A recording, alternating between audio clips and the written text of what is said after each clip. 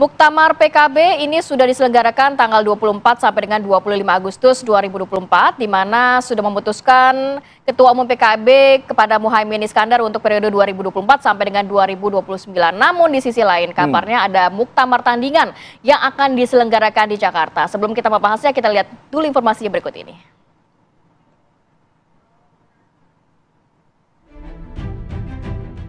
Partai Kebangkitan Bangsa menggelar muktamar ke-6 di Nusa Dua Bali pada 24-25 Agustus 2024. Hasilnya, seluruh DPW PKB di 38 provinsi yang mengikuti muktamar Partai Kebangkitan Bangsa sepakat memilih kembali Muhaimin Iskandar sebagai Ketua Umum periode 2024-2029. Selain menetapkan Muhaimin Iskandar sebagai Ketua Umum, hasil muktamar juga menetapkan Wakil Presiden Ma'ruf Amin sebagai Ketua Dewan Syuro DPP PKB. Dalam pidato sambutannya, Ketua Umum Partai Kebangkitan Bangsa Muhaimin Iskandar menegaskan bahwa partainya tidak mudah diadu domba. Ia juga meminta seluruh kader partainya untuk solid dan tidak bisa digoyang oleh pihak manapun. Di hadapan ribuan orang peserta muktamar, Muhaimin memuji kekuatan para pengurus PKB hingga ke tingkat bawah yang menjaga kesolidan hingga membuat sulit digoda pihak lain. Namun, sementara itu, kabarnya di tengah muktamar PKB yang digelar di Bali ini, terembus ada sejumlah pihak yang akan membuat muktamar PKB tandingan. Tim TV One mengabarkan. Datanglah baik-baik tanpa harus mengirim preman untuk mengganggu kami.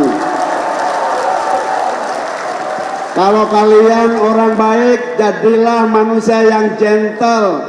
Tunjukkan muka kalian. Kalau kalian kader NU, jangan jadi kader NU yang pengecut.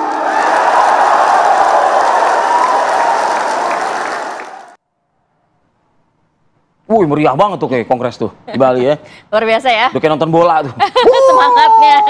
Gitu. Tapi kemarin juga banyak sentilan yang dilontarkan oleh Caimin terkait adanya PKB tandingan. Waduh. Maksudnya muktamar tandingan begitu ya, akan diselenggarakan di Jakarta. Oke, untuk itu kita coba segera membahas ya dengan narasumber kita yang sudah kita persiapkan pada hari ini. Ini kita bergabung dengan Zoom, ada Mas Zainul, politisi PKB dengan muktamar di Balinya gitu ya. Selamat pagi, Assalamualaikum Mas Zainul.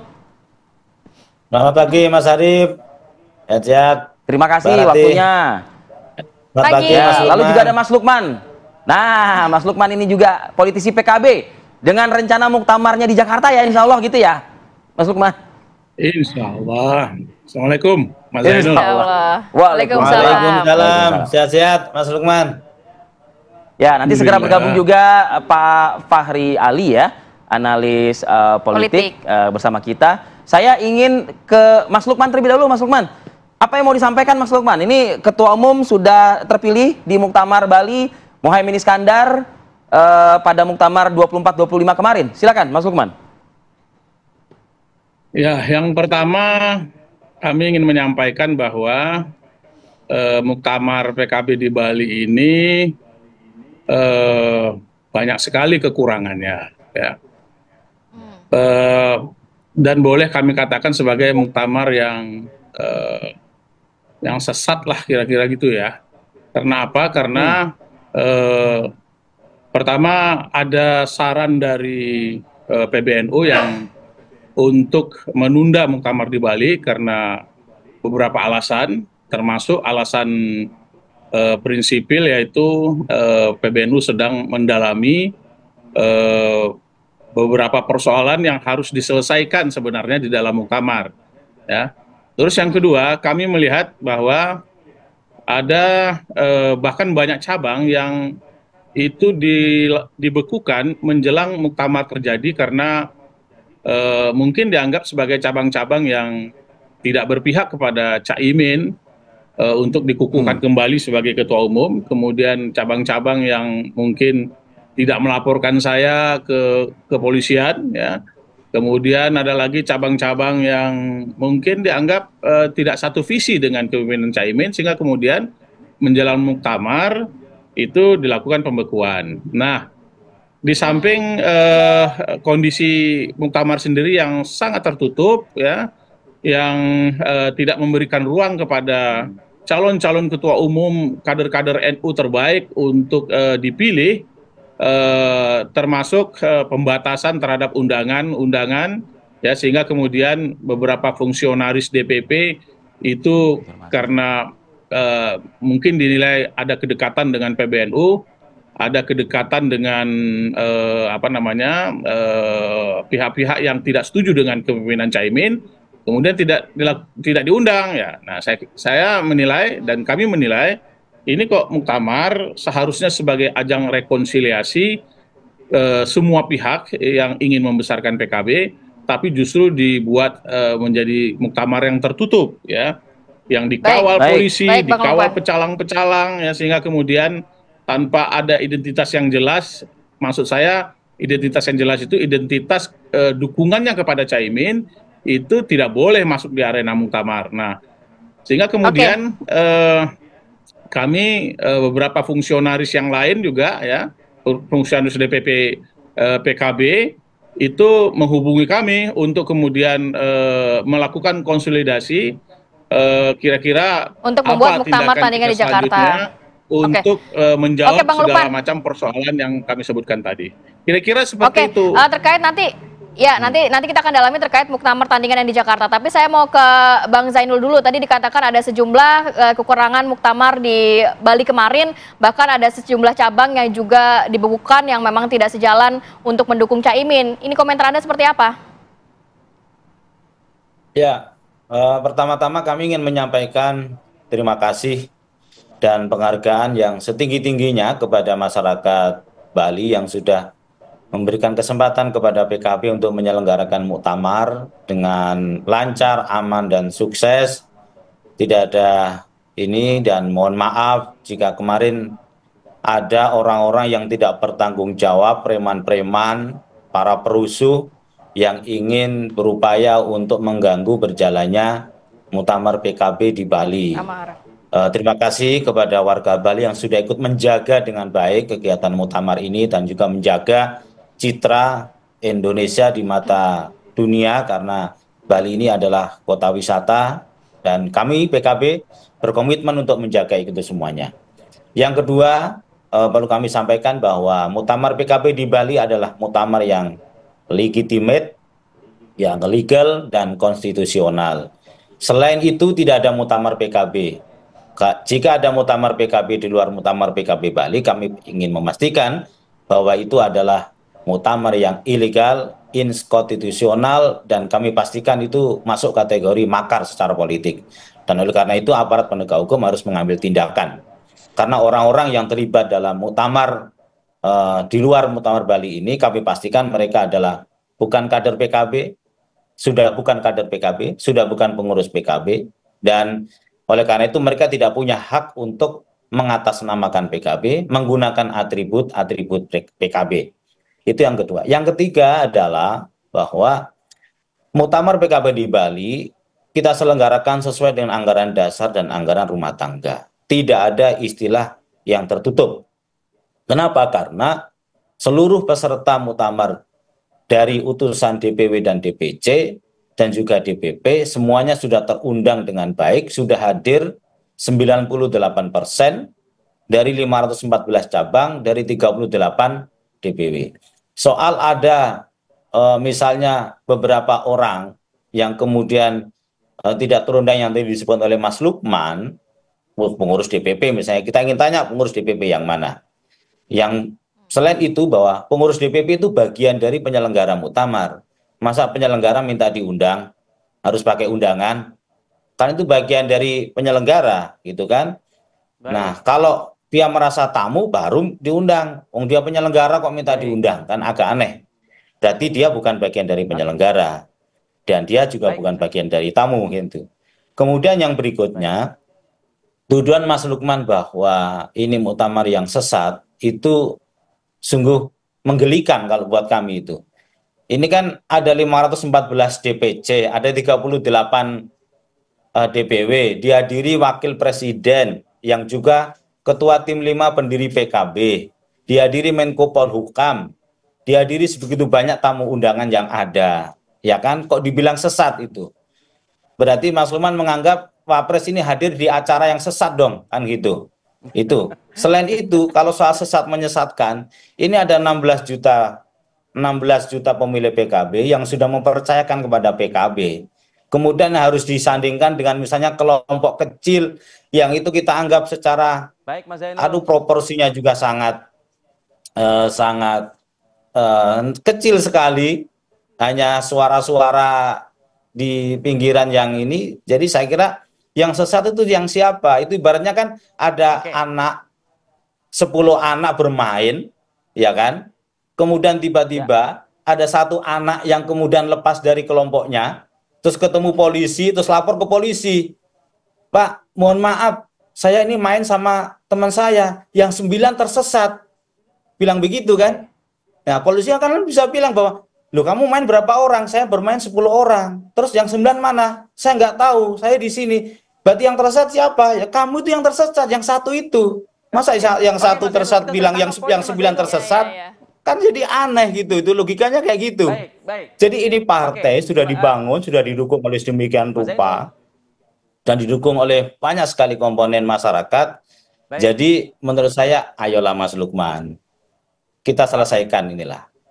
Kita anggap ini sudah selesai. Kalau mau bergabung dengan PKB, ayo Mas, ngobrol baik-baik dengan Gus Muhaimin. Gus Muhaimin orangnya terbuka kok. Tapi kalau misalnya caranya dengan seperti ini, ya misalnya kemudian bikin nanti Anda muktamar segala macamnya, saya kira Mas Lukman tahu kan sejarahnya. 10 tahun PKB berdiri, Mas. 98 sampai dengan 2009 itu. Oke. Poinnya sudah kita tangkap. Coba kita berikan waktu juga untuk Mas Lukman berpendapat. Oke, silakan Mas Lukman dikomentari. Ya, karena melihat ya kalau pembukaannya sih oke ya, banyak tamu-tamu yang datang ya. Tapi kemudian setelah pembukaan itu kesesatan itu terjadi ya.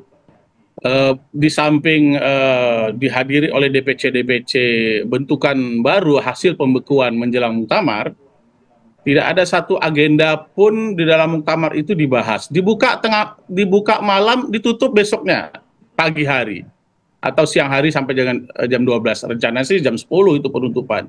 Jadi tidak ada pembahasan tentang anggaran dasar, anggaran rumah tangga, tentang garis besar perjuangan partai, tentang program-program kerja, tentang rekomendasi-rekomendasi yang itu seharusnya menjadi agenda yang rutin di setiap arena-arena muktamar. Nah, oleh sebab itu terhadap perlakuan agenda muktamar yang kami nyatakan sesat tadi dan sangat menyalahi aturan-aturan pelaksanaan muktamar, maka kemudian beberapa DPC di samping DPC yang ada 168 DPC yang dipecat menjelang muktamar, ada DPC-DPC yang lain dan DPW-DPW yang kemudian memandatkan kepada beberapa fungsionaris DPP PKB untuk mengambil alih dan menyelenggarakan muktamar yang lebih baik, ya, yang lebih terbuka,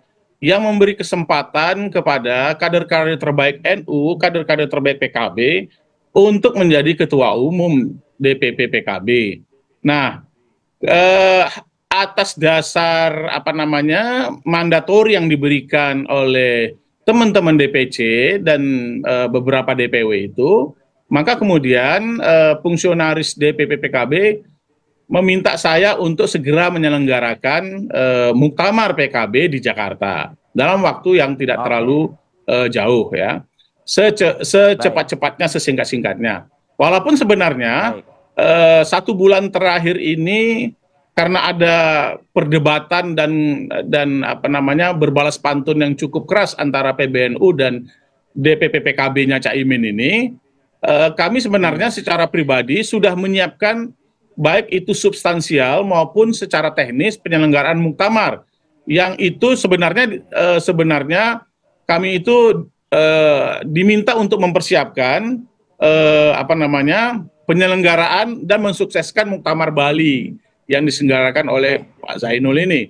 Tapi melihat kondisi seperti itu, materi-materi muktamar yang kami siapkan selama 1 bulan terakhir ini akan kami persembahkan untuk Muktamar Muktamar Jakarta nanti ya di bulan September. Baik. Materi-materi Baik, penting, materi-materi penting yang kami siapkan adalah PKB ini kembali Materi ke Kitoh pentingnya yang disiapkan tahun kita jeda dulu ya Mas 1998. Lukman. Nah, itu Kita jeda permintaan dulu, dari kita PBNU. lanjutkan di segmen berikutnya. Mas Lukman, Oke, kami akan siap. kembali saat lagi. Tetaplah bersama kami. Ya, kita lanjutkan perbincangan. Saya mau ke Bang Zainul dulu. Bang Zainul, tadi ada poin yang disampaikan oleh Bang Lukman terkait keabsahan DPC, kemudian saat muktamar tidak dibahas ADART, kemudian program-program dan lain sebagainya. Tanggapan Anda seperti apa?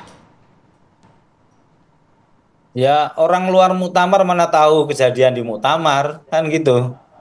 Wong panitia bukan, peserta juga bukan, ya kan? Terus kemudian berkomentar tentang penyelenggaraan muktamar, ya pasti nggak tepat lah itu. Nggak ada itu. Nggak ada pembekuan DPC. Semua solid dan menjadi peserta muktamar yang aktif, ya kan? Yang berikutnya seluruh agenda-agenda muktamar terbahas dengan baik, mulai dari tatib persidangan, kemudian ADART, garis besar perjuangan partai, platform partai, rekomendasi, semua dibahas dengan baik. Bahwa kemudian seluruh keputusan itu dicapai dengan aklamasi, ya itulah tradisi politik yang sedang dikembangkan oleh PKB. Kenapa? Karena kita menjunjung tinggi Pancasila dan Undang-Undang Dasar 45. Kan demokrasi kita itu kan permusyawaratan mufakat. Cuman selama ini ada orang-orang yang ingin dalam demokrasi itu selalu pakai apa istilahnya ya, demokrasi yang pasar bebas gitu loh maunya itu. Tapi kalau kemudian Muhtamirin sudah mengendaki secara aklamasi, ya itulah demokrasi kita yang sesungguhnya. Kan seluruh keputusan kan selalu kita arahkan untuk diambil secara musyawarah mufakat. Ketika tidak tercapai musyawarah mufakat, barulah kemudian ada one man one vote. Tapi kalau muktamar atau demokrasi yang sudah bisa dicapai melalui musyawarah mufakat, untuk apa one man one vote, ya kan? Jangan dibalik-balik. Sejak kapan demokrasi harus one man one vote dalam tradisi politik Indonesia itu? Dan sudah bisa disaksikan dalam video-video muktamar PKB, dan itu kan live. Muktamar PKB itu nggak tertutup, Mas Lukman, itu live. 24 jam penyelenggaraan muktamar itu melalui channelnya YouTube-nya PKB, semua orang bisa menyaksikan seluruh kejadian yang ada di muktamar PKB itu. Oke. Dan ketika Mas Zainul. 511 DPC menyampaikan aklamasi, mendukung menerima LPJ dan juga mendukung perubahan ADART, kemudian menyetujui platform PKB, semuanya secara aklamasi. Tidak berarti kemudian itu tidak demokratis, itu juga demokratis. Oke. Pembahasan tentang materi-materi muktamar itu sudah kita sudah kita sampaikan ke para muhtamirin, bahkan diskusinya sudah jauh-jauh hari sebetulnya. Dan di muktamar kita pertegas lagi, pembahasan lagi, tapi karena sudah pembahasannya sudah mengerucut semuanya, ya saya kira muhtamirin dalam konteks ini, ya untuk apa kemudian kita harus berdebat panjang-panjang, wong apa istilahnya, seluruh materi sudah kita selesaikan dalam konteks yang ini. Baik. Oke, Mas Zainul, tadi Anda menyebutkan ya mereka nggak mana tahu karena mereka tidak ada di dalam ruangan begitu. Ya bagaimana mereka mau masuk ya mungkin bagi sebagian teman-teman di kubunya Lukman Edy begitu, bagaimana mereka mau masuk kalau misalnya mereka aja udah dituding sebagai preman gitu, Mas Zainul. Gimana Anda menjawab tudingan atau hal ini? Kalau yang kemarin demo di dekat lokasi itu kan memang preman. Kalau bukan preman apa mereka ini? Wong mereka kader bukan, pengurus juga bukan, ya kan? Saya tidak mengatakan Mas Lukman preman, bukan loh, enggak. Saya tidak mengatakan itu loh ya. Yang demo kemarin itu jelas preman. Ya kan, preman berbaju PKB, ada yang ngasih baju PKB, itu aja. Kalau Mas Lukman enggak dong, Mas Lukman orang baik, Mas Lukman ini. Cuman sekarang sedang berkawan dengan teman-teman yang gak baik aja gitu. Oke deh. Gimana coba Mas Lukman ditanggapi? Dan juga tadi mau disampaikan juga kan, poin-poinnya ternyata sudah disampaikan, sudah dibahas juga kok di Muktamar Bali kemarin. Ya, jadi walaupun kita nggak masuk di arena Muktamar, jangan dianggap kita ini tidak paham yang terjadi di dalam Muktamar. Yang pertama ada laporan secara intensif dari cabang-cabang yang di dalam yang merasa tidak puas terhadap pelaksanaan muktamar. Yang kedua, Mas Zainul sendiri bilang tadi kan online, ya kita bisa saksikan secara online tahapan-tahapannya seperti apa. Nah, oleh sebab itu kami menyimpulkan yang dilakukan oleh DPP sekarang ini anti demokrasi, ya. Di tengah isu tentang penguatan Dewan Suro, hilangnya kewenangan Dewan Suro di dalam ADART, kemudian adanya desakan untuk kembali kepada Khitos 1998 atau kembali kepada ADART tahun 1998, kok nggak ada sama sekali perdebatan tentang ADART. Nah, saya kira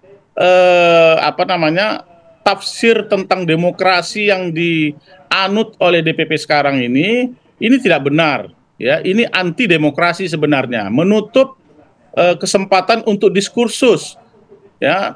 Anak-anak NU ini, anak-anak PKB ini otaknya cerdas-cerdas kalau dalam soal politik, ya. Karena memang kita itu dilatih semenjak kecil bagaimana berpikir rasional, bagaimana berpikir konstitusional, bagaimana berpikir organisatoris dan pro demokrasi. Gus Dur menjadi menjadi inspirasi bagi anak-anak NU dalam mengembangkan demokrasi. Jadi ketika terjadi pembungkaman seperti Muktamar Bali ini, maka kita menyatakan ini anti demokrasi, ya. Jadi tafsir demokrasi yang dipakai oleh DPP ini termasuk tafsir demokrasi yang sesat menurut saya. Nah, terlepas dari itu semua, ya, dan memang kita sudah menyimpulkan bahwa ini harus diperbaiki agar PKB itu benar-benar menjadi pilar demokrasi dan sebagai tempat aspirasinya para nahdien dalam bidang politik, maka kemudian ke depan ini harus kita persiapkan jauh lebih matang, ya. Jadi salah satu catatan kita yang harus diperbaiki di PKB, di Muktamar Jakarta ini adalah bagaimana kita mengembalikan spirit PKB ini, eksistensi dan filosofis PKB ini kembali kepada spirit Khitos 1998. Jadi ini permintaan PBNU kepada kami agar udahlah, daripada kita bingung-bingung mencari formula, lebih bagus kita kembali kepada ADART 1998. Kemudian ada aspirasi lain lagi. Aspirasi apa? Pembatasan masa jabatan ketua umum. Jangan sampai 20 tahun, mau sampai kapan? Mau sampai kiamat menjadi ketua umum. Ya, jadi harus ada pembatasan 2 kali 5 tahun bagi ketua umum. Karena apa? Karena PKB yang berbasiskan kepada Nahdien ini punya banyak kader-kader yang potensial, ya, punya banyak kader-kader yang mempunyai leadership yang baik. Nah, oleh sebab itu harus dibuka kesempatan supaya terjadi regenerasi di setiap tahun, di setiap periode kepemimpinan, ya. Kita memberikan ruang kepada kader-kader terbaik NU untuk menjadi ketua umum PKB, ya. Nah, kemudian saran yang lain adalah Dewan Suro. Dewan Suro itu tidak bisa hanya kewenangannya dikembalikan berdasarkan narasi-narasi yang itu belum tentu akan dilaksanakan. Kembalinya kewenangan Dewan Suro harus tercantum di dalam anggaran dasar, anggaran untuk rumah tangga. Kewenangan Dewan Suro dikembalikannya, kewenangan Dewan Suro harus dilakukan melalui perubahan ADART. Nggak bisa kemudian ADART-nya nggak berubah, kemudian narasi yang dibangun Dewan Suronya direkrut. Nah, itu saya kira nanti lama-lama kayak Ma'ruf Amin nanti akan paham ini. Ini sebenarnya tipu muslihat saja ini, ya. Mengajak kayak Ma'ruf Amin kepada Dewan Suro, tapi kemudian kewenangannya tidak dikembalikan di dalam ADART. Oke, baik. Sedikit saja mungkin ditanggapi ya Mas Zainul, ya, singkat saja. Ini mau sampai kapan jabatan ketua umum? Mau sampai seumur hidup 20 tahun gitu? Mungkin bisa Anda tanggapi soal ini nih. Ya, Muktamar itu adalah forum tertinggi bagi seluruh kader dan pengurus PKB. Apa yang diputuskan oleh Muktamar itu sangat legitimit. Ya, terserah Muktamirin. Terserah Muktamirin kalau memang Muktamarnya itu adalah forum tertinggi para anggota dan pengurus dan kader PKB kok, gitu. Kita kan tunduk dan patuh terhadap forum tertinggi. Satu itu. Yang kedua, singkat saja, Mas Luman nggak usah ngomong soal kader terbaik NU dan inilah. Wong kemarin waktu Pilpres ada kader NU nggak didukung kok malah dukung kader naturalisasi kok. Retorika itu udahlah kita paham soal-soal begitu ya. Oke, baik. Terima Ini kasih. nampaknya sebentar lagi akan meluas nih nantinya nih. Baik, terima kasih banyak Bang Zainul, kemudian juga Bang Lukman. Baik, semoga semoga dapat dikomunikasikan dengan baik lah nantinya ya.